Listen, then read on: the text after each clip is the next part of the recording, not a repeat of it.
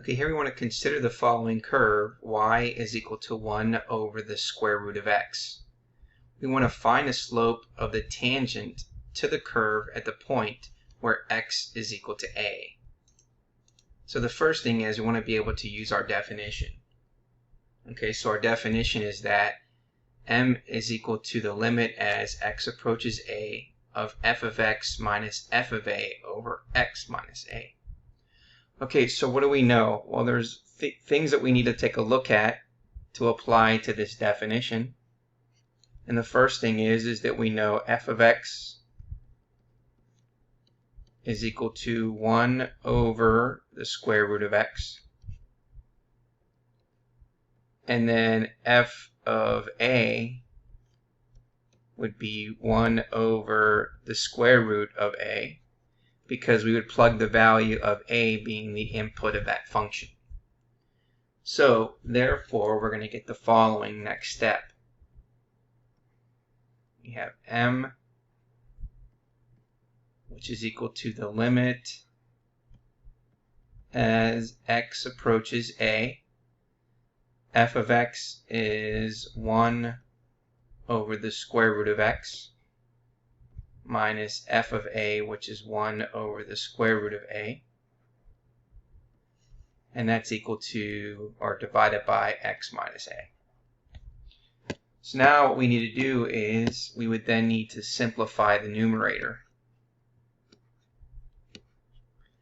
Okay, so in order to do that, we're going to have to then do the following. So if we have 1 over the square root of x minus 1 over the square root of a, we need to use algebra. So what we need to do is we need to find an LCD. Well, the LCD is the two denominators. So to find the LCD,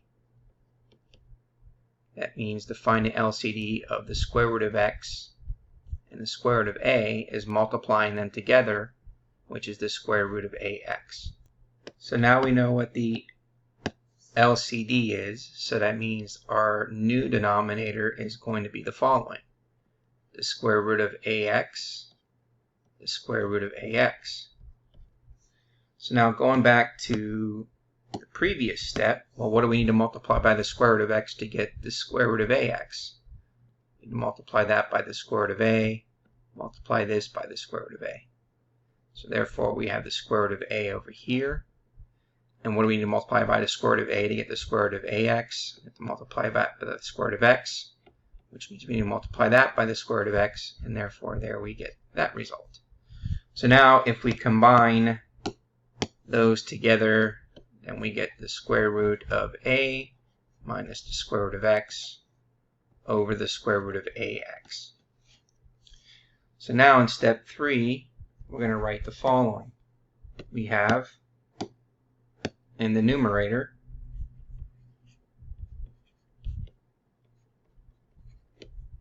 as x approaches a, we have the square root of a minus the square root of x over the square root of ax, and that whole thing is being divided by x minus a. Okay? So now what we need to do is we want to be able to then rewrite this so it's a lot more easier for us to simplify. So what we want to do is then multiply the numerator and denominator by this complex fraction, which is the square root of ax. So in order to do that, now we're going to do the following. So let's go ahead and do this next step over here. So we're going to multiply the numerator by the square root of ax, and then multiply the denominator by the square root of ax. So we're going to get the following. We have m, which is equal to the limit as x approaches a. And so if we multiply that together, then what's left in the numerator is the square root of a minus the square root of x And then in the denominator, we have the square root of ax times x minus a. So the next step is we want to be able to simplify this numerator and denominator so that we can then use an easier form of us being able to evaluate this limit. And so what we like to do is multiply this numerator by its conjugate to then remove the square root. So the conjugate of the numerator, which is the square root of a plus the square root of x, and then we're going to multiply the denominator by the same thing, times the square root of a plus the square root of x. So again, why do we want to do this? Well, let's take a look at that. This is the difference of squares. If we take the square root of a minus the square root of x times the square root of a plus the square root of x, then this is the same thing as saying a squared minus b squared. So the square root of a squared minus the square root of b squared leaves us with a minus x. So now we can simplify the numerator.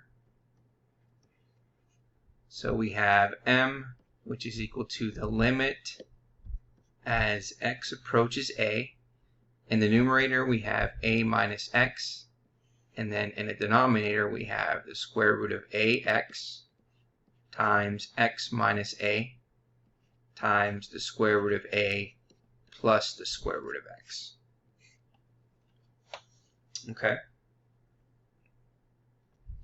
Okay, now we can go ahead and simplify. And what I mean by simplifying is, let's take a look at this a minus x divided by this x minus a. So again, using algebra, a minus x divided by x minus a is the same thing as factoring out a negative 1, and we have x minus a over x minus a, and that leaves us with negative 1. So we can factor that out to be negative 1, and now let's go ahead and simplify. So we have m, which is equal to the limit as x approaches a of negative 1 divided by the square root of ax times the square root of a plus the square root of x. Okay, so now what we're going to do is we're going to evaluate this limit as x approaches a. So therefore, in step 7, we're going to do the following. We're going to now apply the limit of a. So now we're going to substitute everything that has an x in for a. So we have the following. We have negative 1, okay, or negative in the front, and this is the square root of a times the square root of a plus the square root of a. And now we're going to simplify this a little further. So we get negative 1 over the square root of a squared times 2 times the square root of a, which then equals negative 1 over 2 times the square root of a cubed. Okay, which is the same thing as saying negative 1 over 2 times a to the power of 3 over 2. Okay, so therefore, this is now going to be our slope. So our slope meaning the following. That means that we know that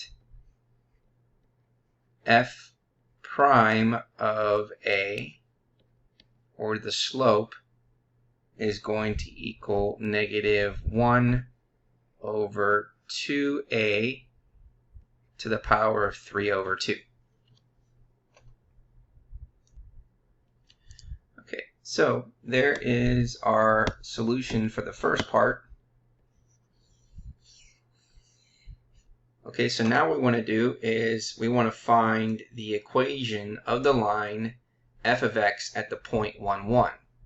Okay, so the first thing we need to do is we need to use our definition for our slope. or excuse me, the equation of the line for that. Okay, so it's y minus f of a, which is equal to f prime of a times x minus a.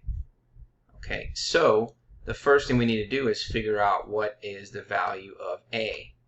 Well, if you notice, since we're looking for the point at point 1, 1, we can say that x is going to represent the value of a, so therefore that means that a is going to equal 1.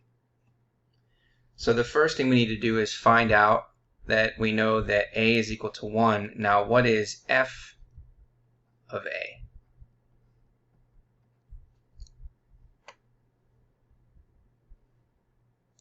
Well, f of a is going to represent the output. Okay, so the output for when a is 1 is 1.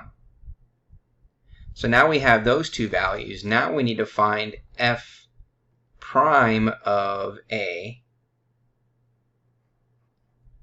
Okay, so that means the value of a is 1, and then we got to plug it into our formula, which is negative 1 over 2a to the 3 halves, which then if we plug in 1, we're going to get negative 1 over 2 times 1 to the 3 halves, which is equal to negative 1 half, which represents the slope. So now we can do the following. Okay, we can say that a is equal to 1.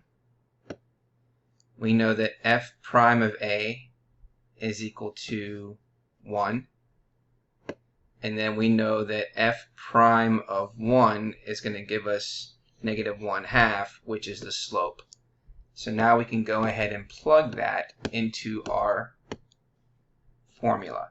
So now we have y minus f of a, which is 1, which is equal to the slope f prime of a, which is negative 1 half, times x minus the value of a, which is 1. Okay, so now let's go ahead and then substitute and distribute.